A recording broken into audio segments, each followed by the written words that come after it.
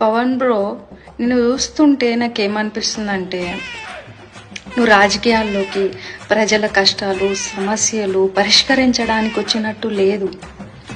జగన్ని సీఎం అవ్వకుండా చేయడానికి, ఇప్పుడు జగన్ సీఎం అయ్యాక ఆయన్ని మళ్ళీ సీఎం అవ్వకుండా చేయడానికి రాజకీయాల్లోకి వచ్చి ఇట్లాగా గొంతు చించుకొని అరుస్తున్నట్టు అనిపిస్తుంది బ్రో. గొంతు చించుకొని అరిచినంత మాత్రాన పదవులు రావు బ్రో.